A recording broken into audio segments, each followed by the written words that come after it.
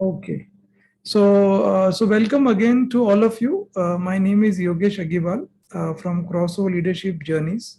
We are a 7-year-old company, and uh, one of the big differentiator that we have is that we don't do one-off program. We always do a longer intervention because we feel that human transformation, cannot happen, overnight. So it's a long journey. A brief about myself. I come from I'm not an HR or a psychology professional. I'm an IT computer engineer by qualification. Got into leadership development while at Wipro. So I got the award from Azim Premji. It's been close to about, I think, 13 years that I have been in this space of leadership. And it is fantastic that you get paid for helping people. So there can't be a better job than this. Yeah. And we do these webinars every month, and I'll just pull up my presentation for today. So we are at this topic called meaningful engagement. And leadership CHASKA is essentially, in Hindi, CHASKA is CHASKA, like addiction. But here it is, CHASKA is a acronym for Crossover Hosted Association for Skills and Knowledge Advancement. So you can also come and participate in any of the conversations. There is a WhatsApp group we have created, so you can actually get enrolled in that. We will share the link with all of you. And for a month, we will be engaging with all of you with certain posts, certain videos, certain curated information. So we have an in-house content team that constantly keeps working on on every topic or what is happening latest. So if you look at and the change will never stop, right? A few months ago there was this, people getting 40-50% hike. Now suddenly 40%, 50% hike is getting, reduced. The variable pay is getting off. So there is change always going to happen. So we always do latest research and bring that curated material for you. And as I was saying, if you look at this slide, why one should really consider crossover is that if you look at this slide, there are two axes. One is the success level of an organization, and other is the organization journey. So every company hires people from all over the world. So everybody comes with a mindset. So say Rahul in Pune has a different mindset than Avipsa in Hyderabad, because both of them have brought up in a very different environment. So there is surely a hybrid culture if they were to work together. And there is a certain result that you will get if you have this hybrid culture. But when crossover does the intervention, we really work on the mindset. How do people think? Why do we do what we do? We look at immunities to change, and we try to align the mental model, create an aligned culture, and then it gives you a much more higher goal oriented result. And the way we do it is that we have a very structured leadership development approach. So you can see this, we have 3 levels that divide any organization in, and we look at 4 dimensions of leadership, and for each of these levels we have got different programs. So self leadership is how does a leader manage his emotions, how does he communicate. Team leadership, how does he inspire his team, how does he motivate his team, how does he do delegation. Operational leadership is how does he manage uh, to understand profit and loss account numbers. And organization is how does he manage change, how does he collaborate. And the way we do it is that every month there is a workshop, and then between the month we engage with the participants on application of learning. So we have Priya with us, who is one of our senior mentors. So she actually mentors, the participant in the journey. And this journey can be a 6 months, 12 months, 18 months journey. And we have these leaders who we invite from the company to come and talk to the participant. We do the review with the HR head, L&D head, and we have coaching as an optional element. And this continues for the duration of the program. So this was like the broad, Hello. I think, Hi, I'm calling context of the from program. Ablets India, pharmaceutical. So I will now, get into the just a glimpse of all that we have done. So we have invited Ravi Chatterjee for one of our senior facilitator for executive presence, and then we had Nisha doing it, networking, and all this is available on YouTube. So please feel free to go to YouTube, and when I send you this slide deck with couple of key slides, you will see this included. So you can click on that and surely take advantage of all the topics. Yeah. And if you like some of the topics and if you want us to do that for your organization, feel free to let us know. Yeah.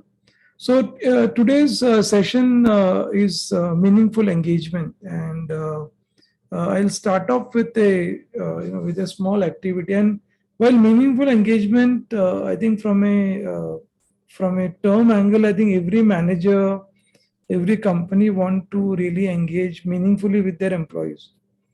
But in reality, if you go and see the surveys and reports, it's a very pathetic situation of engagement. There is the percentage of people disengaged at employees continues to be very high. So we have created a very beautiful model that can really help you to engage well with your people in a very systematic manner. So to begin with, I'm going to give you a small activity. So we are about 30 of us. So I'm going to put you into breakout rooms of 5 people each in a room. Maybe some places you might be 4 people. And what you need to do in the room is that think about your average day at work. What song or tempo describes your day.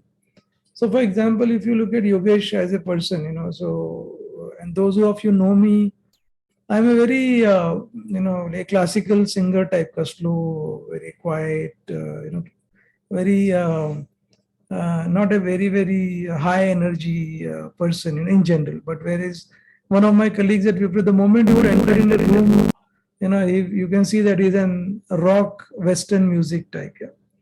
Think about others at work. Can you imagine some music that describes the tone they set in? So when you look at somebody, what kind of music that you can relate with them?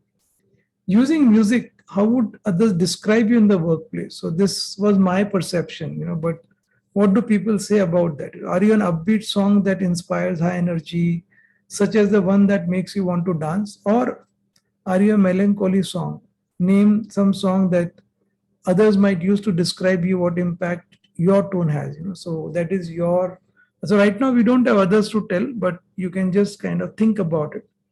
And think about a conflict you encountered recently. Using music to describe your tone, what song would you describe your encounter? What impact did your tone have on the other party? So, if Yogesh is a classical singer and in a conflict, does he continue to be a classical singer?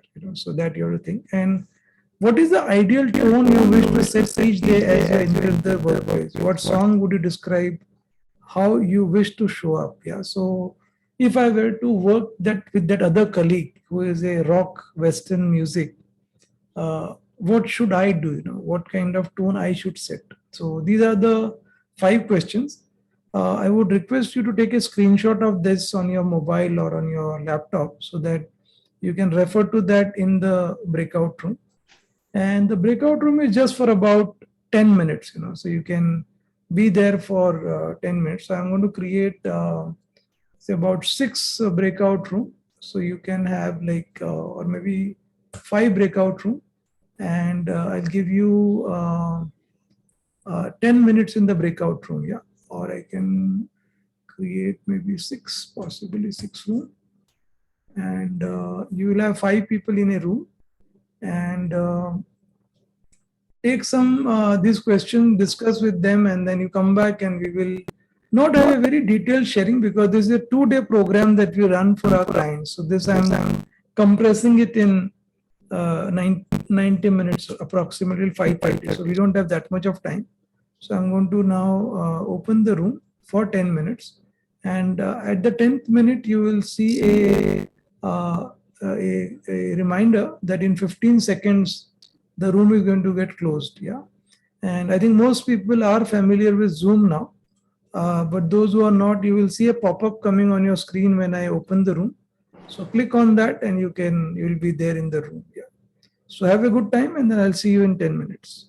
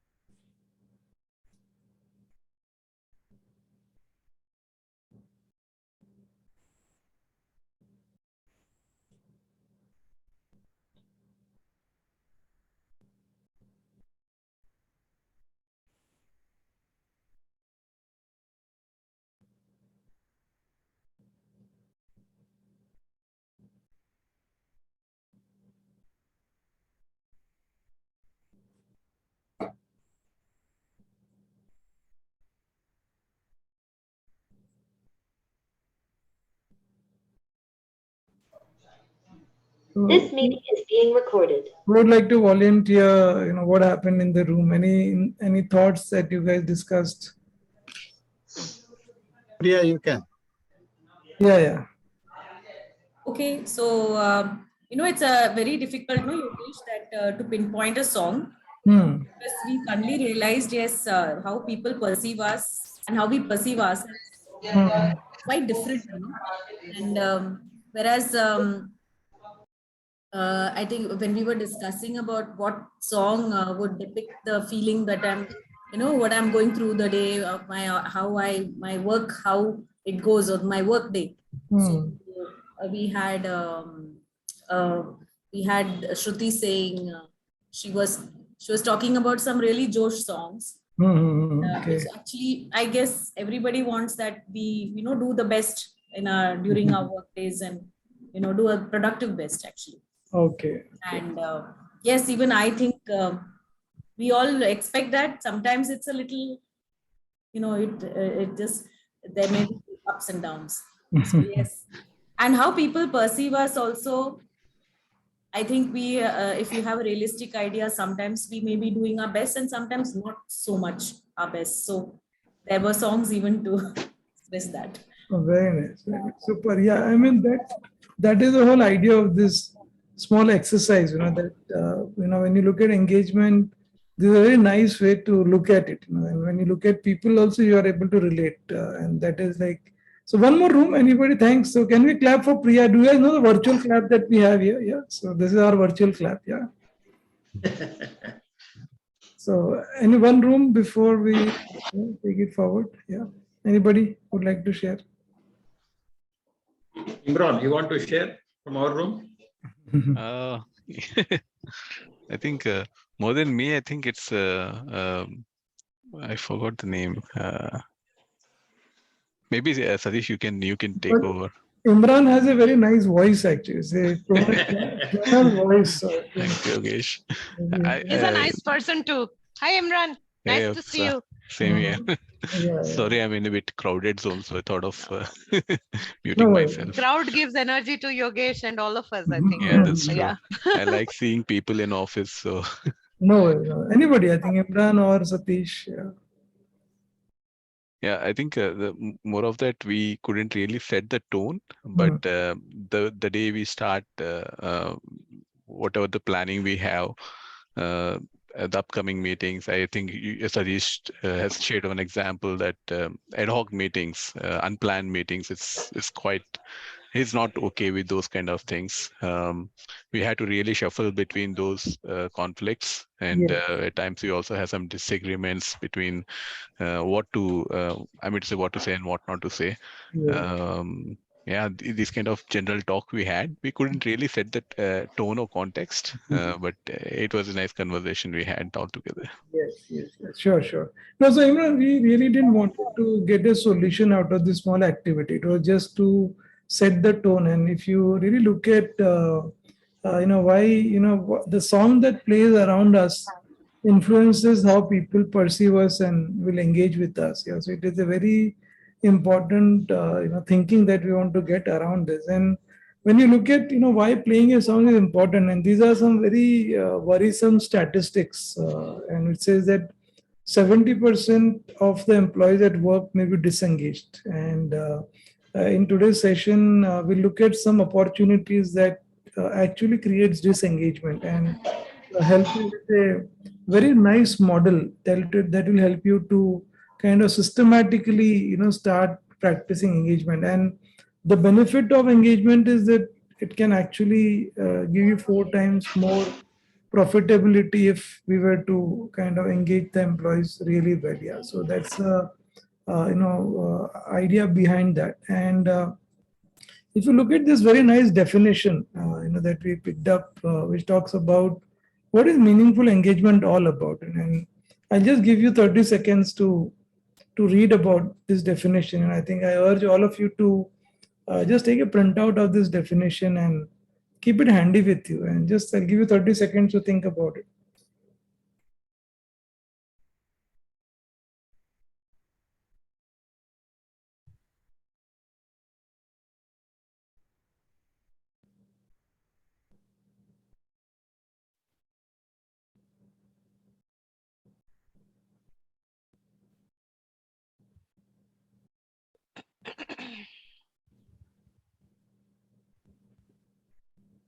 Any particular thought that comes to your mind when you look at this?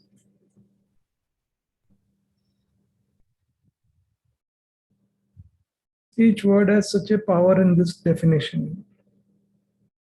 Authentic, consequential, objective, outcome, commitment, ownership, very powerful. So, meaning the topic meaningful engagement becomes so powerful, and the way you do as a leader is inviting people. And so, the left side continues to be the same definition, and on the right hand side, I have just put in some suggestions. What will help the people to engage. So, inviting people for co-creation, providing relevant knowledge, skills, and support, making them participate, them to shape the decision towards a successful operational plan, making consequential, contribution. So these are some of the things that maybe in some degree, people must be doing it, but these are an opportunity for you to explore more in this area. So if you look at the starting point of how the team will be engaged is if you're looking at your intrinsic drivers, and I think every webinar I always suggest some of the other book to read, and there's this very interesting book by Daniel Pink called Drive, and he talks about three intrinsic drivers, and which is autonomy, purpose, and mastery. So autonomy is that how much of you as a leader are giving enough autonomy for people to choose, their task, their time. So many a times, we have a certain prescribed way of getting work done, and if we were to look at that and create autonomy. Second is, are people learning something new every day when they are at work? So as a leader, are you really giving them? Because these three are the base on which the meaningful engagement can happen. And the last is the purpose. So whether you're doing a project, whether you're doing a assignment, what is the purpose? Why are you doing that? If you're building an application, so many times I think leaders forget to create the purpose. Why do we do what we do? So if we can do this three as the foundation, that will really help us to essentially build the next level of engagement. And you can, since this is just a webinar, you can think about the actions that you will take to enable this three intrinsic driver. So once we do this driver as the base, three intrinsic driver, then we can actually introduce the systematic model. I'm going to introduce you to this model called engage. So if you look at this model, we have played with the words also. So we are saying engage, so gauge how you engage. Yeah. So it is not ENGAGE, but engage, gauge how you engage. And I'm going to take next maybe 5-7 minutes to take you through each of the elements of this model, and then pause for a minute and take any questions. The first is energizing future. Yeah. So as a leader, are you really creating a energizing future for them? And I always give this example of crossover itself. When COVID hit, and one of our very senior employees came and spoke to me about the concern of COVID, and training, as you know, is the first hit area in any organization when there is an expense to be cut. And the energizing future I created for this employee was that I think it's good if we are having COVID, because now we can actually go international. We can do programs in locations, in companies which don't have a big employee base. You can combine batches. You can go to geographies where it was not viable to go in person. If there are 4 people in Dubai, 5 in Germany, 5 in UK, how would you do a program? Because you can't travel to these cities. Just impossible for 3 employees. But today with virtual training, you could actually combine and create batches. Now, the energizing future I created for this employee, luckily it turned out to be true. Like, we were doing a mathematics last week, and we had done 748 sessions in COVID, which means literally one session every day if you were to do a math. So that was the energizing future. Second is neutralizing past. So there are people, who may not have performed to your expectation, or they might not be a great performer. But when we look at engagement, we have to neutralize the past. So we should not bring that in the conversation when we are having with the employees. So no matter, it is a very difficult part. I know that when somebody who has not been contributing, who is coming back and trying to have a conversation, the past will come to your mind. So how do you neutralize that? And EI is a very good module that we run on, not really bringing the stories about people in the mind and really being very neutral with the person. Third is guided conversation. So many times I have seen personally that leaders start an engagement without really having thought through that. So if I were to say engage with Avipsa, for example, yeah, uh, I should really think what kind of questions Avipsa might ask and what would be my response. So if I'm not saying that you have to start, influencing the conversation in a direction that doesn't give freedom to the other party. That's not the point. But I should really have certain plan of, if the employee is not speaking up or if the employee has certain questions, how am I going to guide the conversation? Yeah, if I am proposing the person for a particular job, and if the job is not okay with the person, what will be my next step to that? That is guided meaning I am getting into the conversation by thinking that what would I do in the conversation. And the fourth element of this model is acknowledging concern. Research after research has said that many times employees really don't want any solution. They just want acknowledgement. So are you able to acknowledge the concern? And then the fifth element is underwriter's promise, which is a very interesting concept that we have introduced here, which is coming from the insurance industry. So if you look at the insurance industry, if I take a policy and if the insurance company is not able to pay my claim, then this underwriting company will actually pay the claim. I'm actually having underwriter's promise. So if I were to, use this concept of insurance in my engage model here, what I'm saying is that if I have committed something to Avipsa, and if the organization is not able to honor that, what can I do as a manager? Which means that, assuming that, say, Avipsa asked for a promotion and I promised that I'll recommend your case to HR, but times have changed, COVID has hit, there is no way promotions can happen.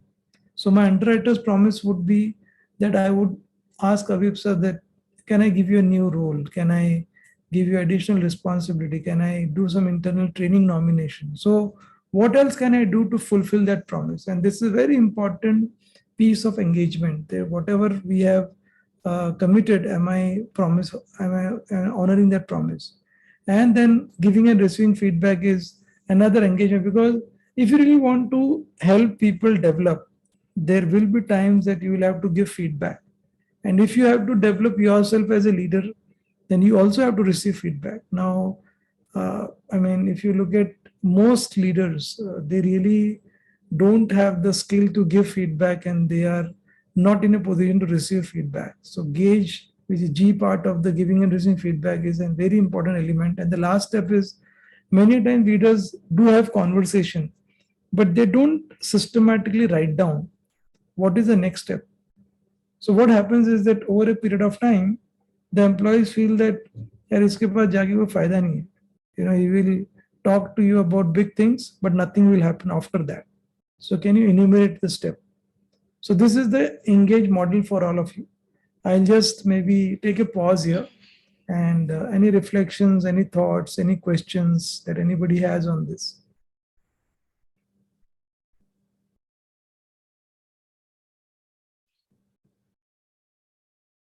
My only thing is, Yogesh, कहाँ से आप लेके आते हो इतना अच्छा, these acronyms, of course. It's very, very nice, very creative. Very creative. I have always been personally, I created this myself. Excellent, very nice. CHASKA भी आप ही का है. CHASKA भी आपका ही है. What I always feel, is that the model should not be very complicated. Yes. It's easy to understand, easy to apply. And playing around with words, I think, also gives you energy. So you make it, yes. Gauge how you engage. Yeah. Oh, wow. Yes, I agree. Very nice. Anybody else? Any thoughts? Good. Yeah. Very nice. Yeah. Actually, a new thing for me also, Yogesh, I can say, I mean, the other, what you mentioned about driving the conversation, right? That sometimes there's a lot of talk. I think I would also like to take this opportunity because I hail from an organization called Colroyd. I mean, Yogesh also partners with us for one of the emerging leaders programs, which we do. So yeah, I think one thing I can say is, this whole flow that you've mentioned, this is very important. And considering a recent introduction of a particular tool, also Yogesh, I think I would like to also share with you that of a particular tool. There's a lot of there's going to be about 3 or 4 discussion opportunities of team managers with their own team members. Yes. Yeah. So with that, how basically those discussions happen, they are actually called DDs, which are developmental discussions. I think Yes. Imran can also relate to it. So the whole idea, I think this whole thing really fits in there, because the whole model of mental wellness and also aspirational, the whole thing gets into all of it, what you mentioned in terms of neutralizing past. So pretty, very, very, very nice, Yogesh. I can relate to this. So you guys can take a picture. So when you look at the first two, I think energizing and neutralizing, the next is guided conversation. So why we thought this is very important is that if you look at again some of the statistics, and the reason I'm bringing statistics is that these are like people spending so much of effort to get into organization, and Deloitte is absolutely well respected. And this report is just like so latest of 2020. And they are saying that there is so much of meaningful engagement required for people to really look at developing them, and hence it is a very important element of that. So when you look at guided conversation, that is essentially to look at opportunities in the conversation to find out. So what will happen is that, see, an individual might have certain aspiration and the organization might have certain objective. So what is the intersection of that? So, for example, and since we do a lot of work for IT industry, and this is a very common challenge that they see, that individual wants to do development project, and organization also wants to do testing of an application. So, how do you create that intersection? Because if you were to get everybody to do development, who will do the testing? So there is a certain requirement that everybody has to contribute. Now the question is, how do you get that intersection? And that's will help you if you have meaningful engagement with the employees. And where can you find such opportunities? And and you will be surprised that why I have written this thing called meetings. And I really want to bring to your attention that every organization, every leader spends so much time in the meetings, but hardly we have been trained on how to run meetings. And meetings can be a place where a lot of these disengagements can happen. Second is informal conversation. So when you are talking to a team, don't always wait for a formal time to happen. And last is feedback session. So if you are not knowing how to give feedback, it can really convert into a very big disengagement. So let's look at one by one. I'll give you some ideas on that. So first is meetings. And there are, if I were to just show you the statistics of how typically meetings are run, and that is a big source of disengagement for many organizations, because what happens in that is, can you imagine the statistics of 83% drift from the subject for which the meeting was called, 77% poor preparation, people just show up in the meeting, no preparation, lack of listening, length of the meeting, they just go on, overshoot, undershoot, lack of preparation. Yeah, so you can see this statistic around that. So what we have done is, I'm going to give you certain suggestions, because this is a root bed of a lot of disengagement in employees. Yeah. So there are 3 parts to any meeting. One is before, during, and after. So if you look at the before part of it, yeah. So I'm dividing this before into 3 parts. One is the context and purpose, other is a drama, and third is great facilitation. So when you look at context and purpose, like whenever we are calling for a meeting, what is the purpose of the meeting? Why are we calling this meeting? How will I prepare the opening for an engaging meeting? So many times I have seen, and the reason I am sharing this is that I many times get a chance to sit through a lot of meetings when the clients tell me that can you go and do an observation of how our leaders are managing? And I must say that a lot of time leaders just come in without preparation. So they come and ask and the team that, what is the plan today? Or what are we going to discuss today? Absolutely a very wrong way of engaging people, because people say that if the leader himself doesn't know why are we meeting, why are we even calling this meeting? And how will I involve everybody in the for their unique contribution? So at Crossover, if I have got Adishri, Priya, Bhuvaneshwari in the meeting, I always think that if Adishri is somebody who is very good in theater, can I bring her in the conversation using theater as a topic? If I know Priya Nair does so much of work in Indian Air Force Women's Wing, can I bring her? And I'm not saying that we should bring in just because of that, but in the context of that particular meeting, is there an opportunity that I can use that? Now, if I start doing this thinking before the meeting, then when I'm in the meeting, I'm able to handle that well. So the structure still remains same. So can I stay focused on the purpose of the meeting? And there are many meeting tools available that you can use, like parking lot, doing time check, taking a break, you can use that. And how will I use humor? Because many times meetings can become very tensed. There is a point that somebody shared which other persons are not okay with. How will I use humor to diffuse the tension? And how will I facilitate based on the pre-planned plan and handle unplanned issues? So I might have certain issues to be discussed which may make uncomfortable. Am I prepared with that? And for this, you will need great facilitation, which means that conductor, catalyst, and coach. These are the three things that you would need, because when you are in the meeting, and assuming if Adishri is somebody who always questions me in the meeting, what is the neutralizing past about Adishri? Can I be neutral with her, saying that, oh, she might have some question which I need to answer as a leader? I can't have this past about saying that every time Adishri comes in a meeting, she will ask some irrelevant question. No, every question possibly has something that the other person is wanting to get an answer for. So your role as a facilitator, because if I were to favor Priya compared to Adishri, next time Adishri not only will get disengaged in the meeting, the disengagement will continue in the work, and there is a vicious cycle that we get into. So although meetings look to be such a basic thing that we do every day, but people have not realized how meeting can be a root bed of all this disengagement that happens. And finally, the last part, which is after the meeting, which is many times after the meeting, if you don't engage with people, there is a chance that next time they come in, they'll say, "Iske meeting mein kuch hota to hai nahi hai." They just comes and waste our time. No follow through, and there are people in our organization who may not speak up in the meeting, but still there is a voice they want to share.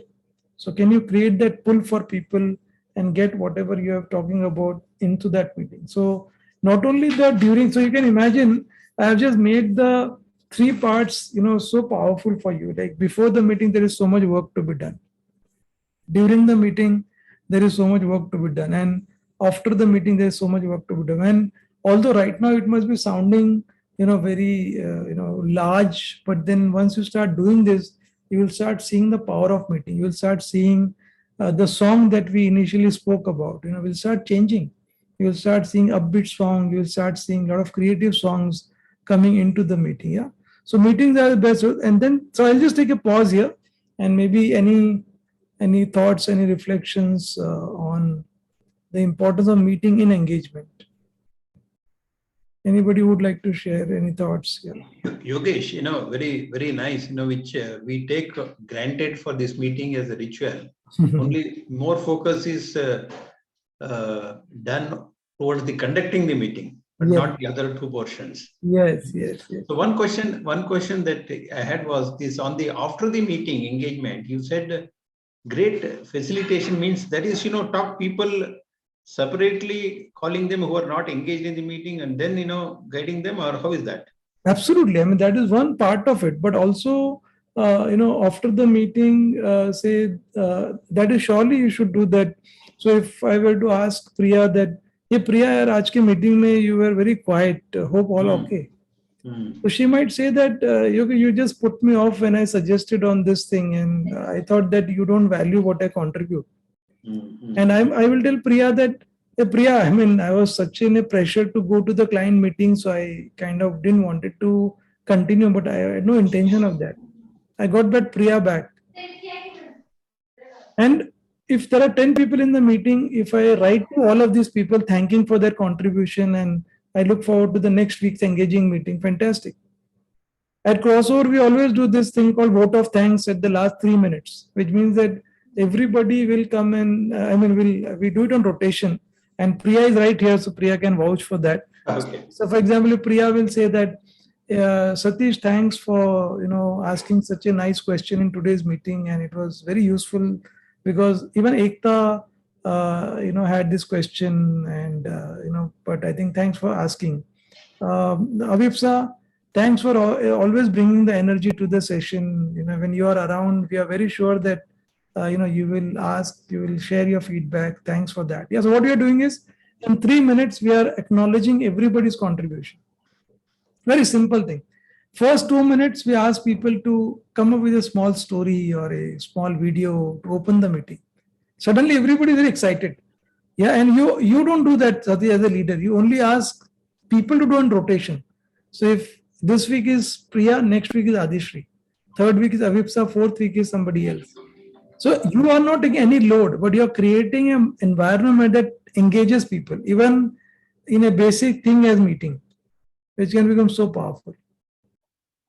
Yeah. Yeah, Yogesh, this is something that we also follow as a practice, especially in our leadership calls and project work group meetings, Yes. especially during the longer meetings, one and a Yes. half hour meetings.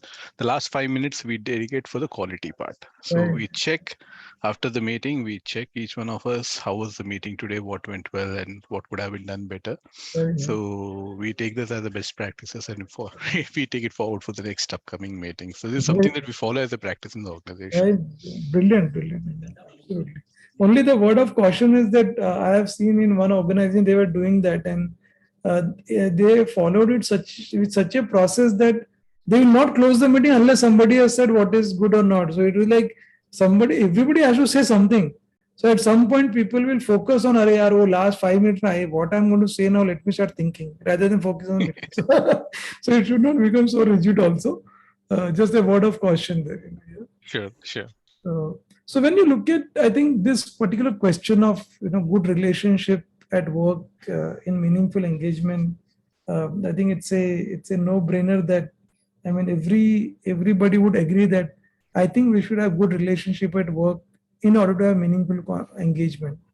But the challenge is that 40% of employees feel that relations at work are very important to their job, and there are two things that really impact that, which is trust and psychological safety. So if you don't take care of these two factors for building strong relationship, you will start finding that the engagement starts going down. And when I look at trust, it is all about the underwriter's promise that we spoke about. So if I have given a promise to an employee, am I honoring that? And we are not saying that exactly you can honor the way it was promised, but there are many ways to do that. I can tell you, in two organizations that I worked, can you imagine that every year when I used to do the analytics, I would find that 30% of the managers would use not more than 50% of the budget allocated for training. And next 30% of the managers would use only 25% of the training budget that is given. So you can imagine how many opportunities are there to fulfill your promise in some different format. And second is psychological safety, which if you look at the engage model, we spoke about underwriter's promise, and we also spoke about giving and receiving feedback. So if you can't do proper feedback, you will start seeing that the disengagement will happen there also. And psychological safety has to be maintained when we are doing that. So if you look at this three questions, which I think all of you should make a note of it and use it as many times as possible with your team. And these three magic questions that can really enhance your engagement is: what do you think I need to know? Where are you struggling? and what are you proud of? Very deep questions. And these are come from people like Dilip Sanghi, who is the chairman of Sun Pharma, and many other leaders, Richard Branson. 3 magic questions. What do you think I need to know? Which means that you are telling the other person that I'm available to help you. Where are you struggling? Is there something that I can help you? And where you think I should know is that I should not get surprised by situations that has been created either at the customer side or at any other place. And what are you proud of? So when you do that, even if in the first or second time when you ask and people who don't find themselves proud of, this question will trigger them that what am I doing in the organization that I should be proud of? And you are essentially getting them to engage with themselves. So at Crossover, we have, I mean, yesterday we were, having a meeting and we did a vote of thanks. And we have a lot of work from home moms at Crossover. And one of the moms said that I think we are proud of, after maybe 8 or 10 years of just doing household work, we are now able to contribute to a cause that is much bigger than just doing. And so they are still doing whatever they were doing, but they are today proud of earning their own income, coming to forums where they had no voice earlier, having a great time entire day. So if you ask these employees, you will start finding that they themselves will start looking at what am I proud of, and they may find certain areas in the work that they want to really enhance themselves on. And that is also couple of things that we spoke about was, the opportunities there. And we also want to create the inner engagement in their mind. So these 3 questions are the magic question. And then as I was talking about that, if we don't give proper feedback, the trust and relationship can get destroyed. But if we give good feedback, I think it can also help build the relationship and trust. So while this is known to many of us that giving and receiving feedback is an important element of review leadership, but time and again we have seen people are not still ready for that. And if you look at, there are 2 models that I'm going to introduce you. One is called as the EPIC model, and this is like a model where you're preparing yourself, and there are 4 elements to that. One is the empathy part, which means that when I'm going to give a feedback to anybody, so if I were to give feedback to Imran, my own emotional state has to be observed. Yeah, because it is not easy to give feedback to people, especially when they are not doing well, because in general, people become very defensive. Cognitively and from a perspective, am I thinking about it? Because a lot of people may not have the same cognitive ability that you have. You may be possibly blessed with a higher cognitive intelligence, but the other party is not. So am I preparing that if I get a response which is not to my intellectual level, will I be okay with that? And what kind of perspective the other person might have when I'm talking to the person. Second is position. There will be always a power dynamic. So if I'm a very senior person, if I give a feedback, I don't think people will even counter my feedback, because I also want them to engage with me. So if there is a power dynamism, they will not even open up their mind. They'll just simply listen, which is not the case. So can I ask permission when I give the feedback? Can I tell the other person that this is a relationship building exercise? This is an exercise that I want you to develop. And then the intention, which means what is my purpose? Am I giving the feedback to, so for example, if there is a customer escalation, is the feedback to humiliate the other person because I got blasted by the customer because of your mistake, and I do that as a purpose? Or the purpose is to essentially fix the process? Because see, nobody gets up in the morning and says that today I want to spoil my day. Everybody wants to perform in their lives. Yeah, unless there is a issue that has gone into a mental trauma, but otherwise in general. So can I pay attention to my intention and the ability to communicate that purpose? And last is clarity of my communication. So we should not be beating around the bush. We should really have enough data. And so this is then purity in my intention, that I'm going to create this for development of people. This is the preparation part, which is the EPIC model. The second is the implementation part, which is called the OAIO model, which means that when I'm giving the feedback, I will describe the situation, which is the occasion, which means say that yesterday afternoon in our webinar, you're specific about that. At 3:45, you're going that deep.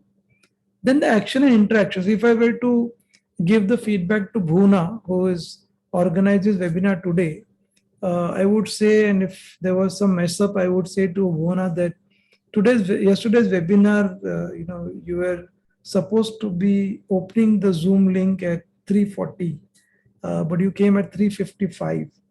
If we continue to like this, Avipsa, who is our customer, would say that you keep telling us that you log in 15 minutes before the event. How come your people came at 3:55? And this will impact our relationship with Callroot, and they might possibly not give us work, saying that whatever we say, we don't honor. Yeah. Versus if I simply say to Bona that, I mean, can't you understand that you have to manage Zoom well? She has no idea. What do you mean by manage well? Or you have messed up yesterday's webinar. She has no idea what happened. So I am using occasion, action, interaction that she took, and the outcome because of that. So this one is the preparation part. If I don't do this, my emotions will take over and I'll not be able to do this well. So when I'm doing this developmental feedback, essentially I'm using the occasion. So for example, during yesterday's morning meeting, when you gave your presentation, you are uncertain about 2 of the slides and your calculations were incorrect. You're being specific. I am worried that this might affect our reputation as a team. Fantastic. Versus saying that you completely messed up yesterday's meeting. This person have no idea what did I mess up. Now, in our mind, many a times we think that feedback is to be given only when there is a issue with anybody. But actually, feedback also should be given for reinforcing the behavior, and which is you are actually using this for reinforcement. You're saying to the person at the staff meeting on Monday afternoon, you ensured that the meeting started on time and everyone had handouts in advance. All your data was correct and each of the directors' questions were answered. I am proud that you did such an excellent job and put out team in a good light. I feel confident that we'll be able to get great results. Thanks for your hard work. So you specifically told this person. Now, if I were to just tell this person, a great job you did on the Monday meeting, and next week, if he forgets to, or if he does not give handout because he doesn't know handout is so important, and then you'll get upset with the other person saying that, how come you have done that? Yeah. So can I be also using this for reinforcement? Now, so you can see all, whatever we have done in the webinar so far, we have looked at the model. We have looked at how each of these areas as meetings, informal conversation, and giving feedback can increase the engagement.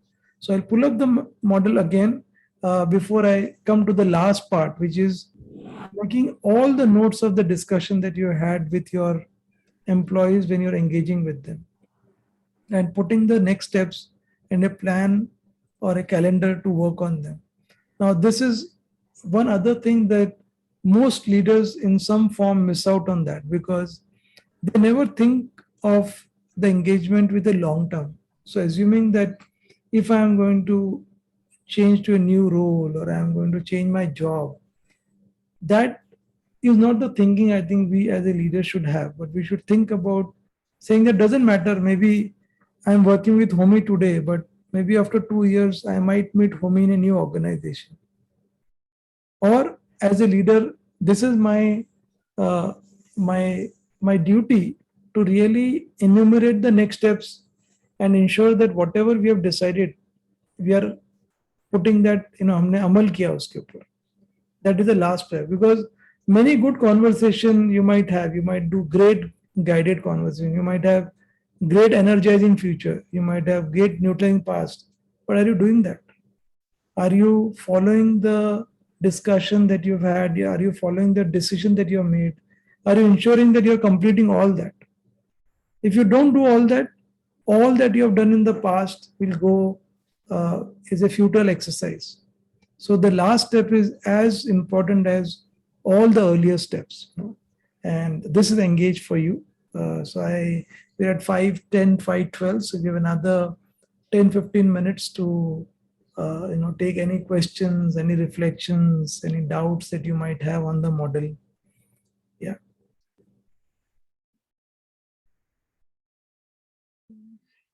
Okay, Yogesh, is it okay if I can just ask Yeah, a please, question? please. Okay, sure.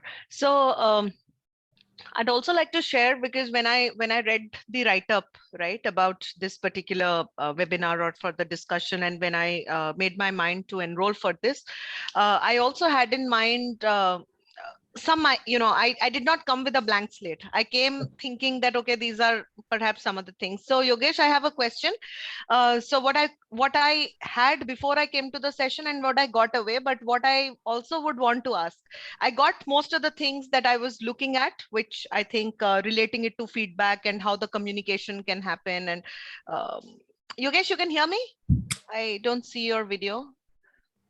No, I just wanted Okay. to drink water, so I just switched off the video for a minute. Okay, okay, that's fine, Yogesh. No. All right. So, so one thing is, Yogesh, do you have any? I mean, we got the trivia, the statistics. Okay, how many people disengage, and in what forums can those disengagements happen?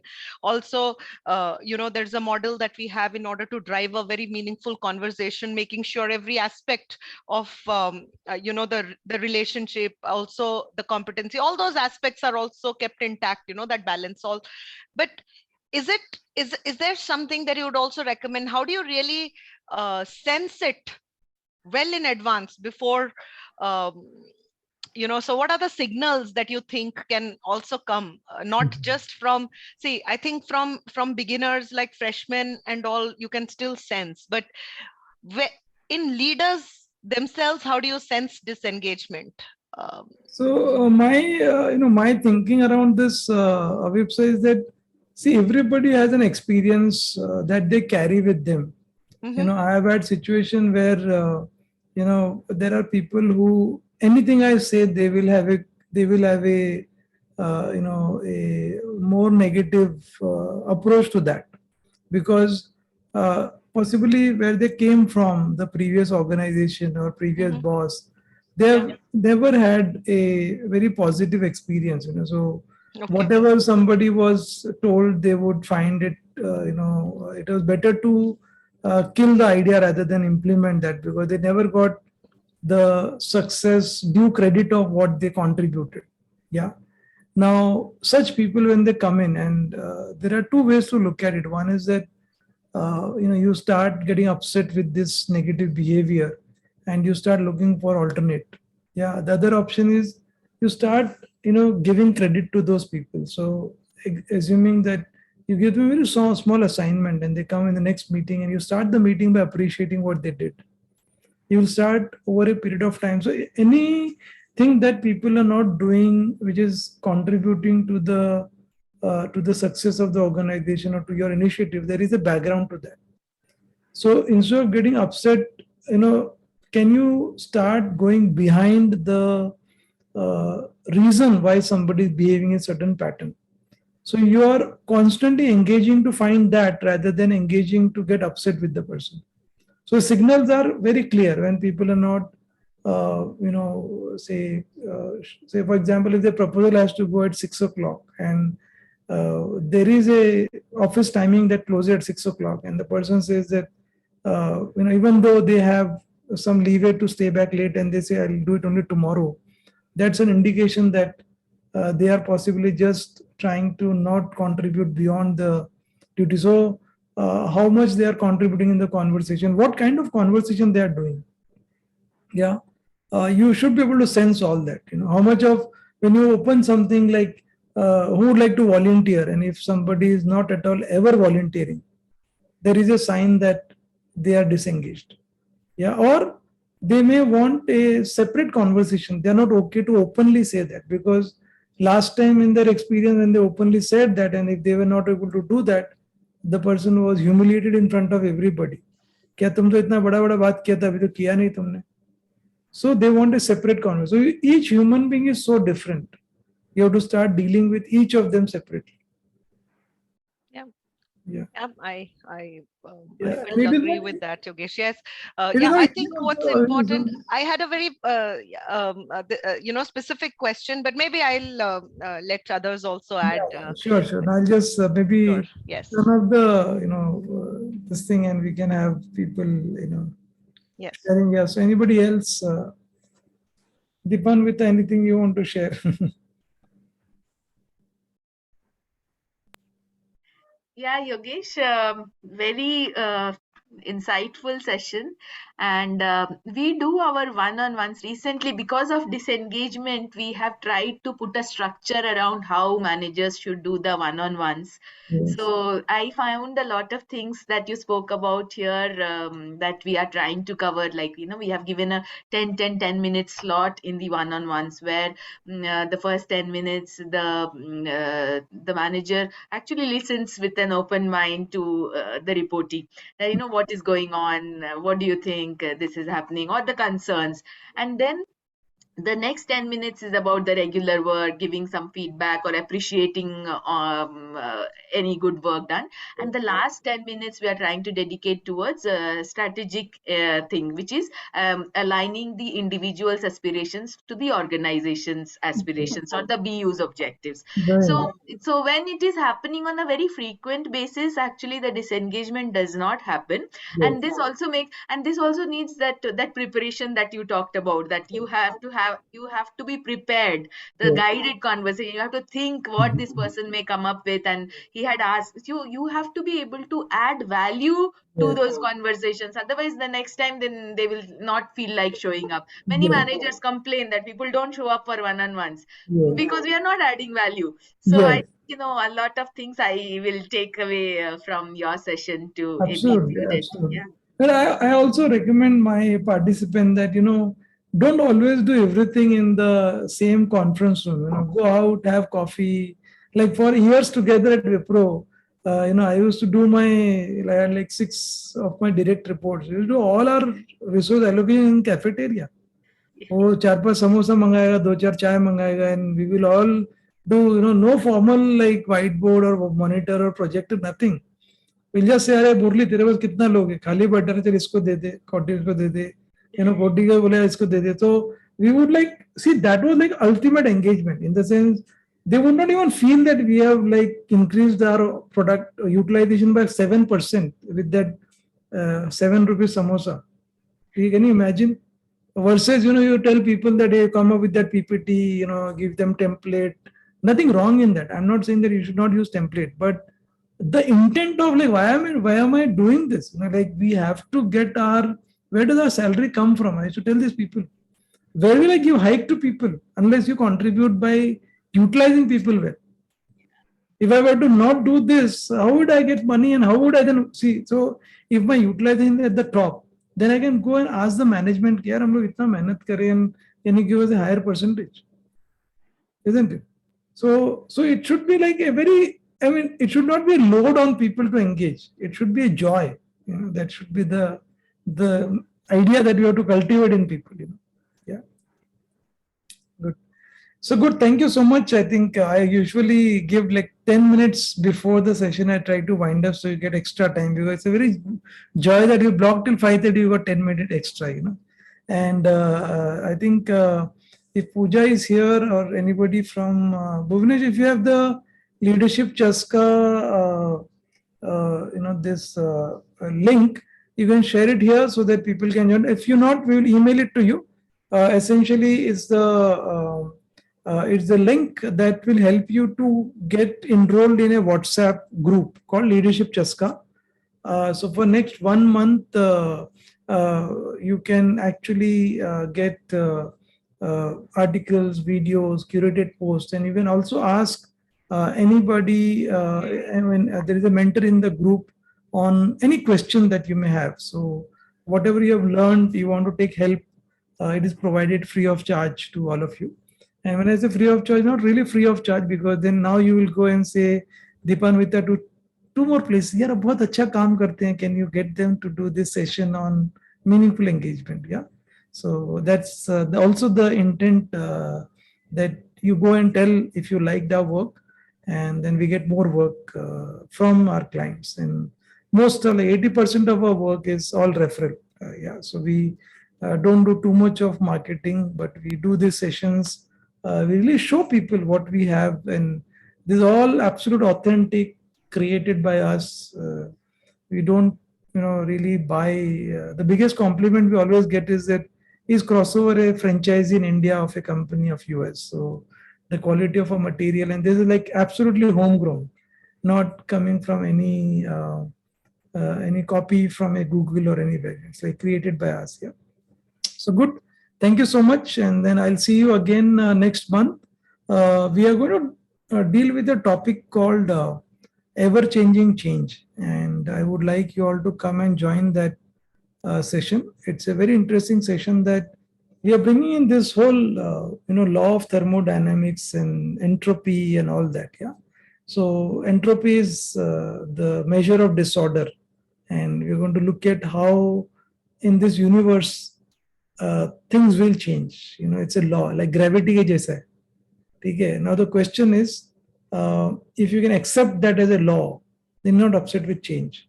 So that is the context. And then if that is the case, then how will I manage change? So there is a very beautiful framework by William Bridges called Managing Transition. So you can use that, that framework to manage change. So next month, I will most likely have Nisha and Anand come in and do the session. They are experts on these two modules. So we will have them do some jugalbandi, and I'll also be around. Yeah. So good. Thank you so much. So I'll stop the recording, and I think Homi and all our old timers can talk to me for a few minutes. Yeah. So let me stop the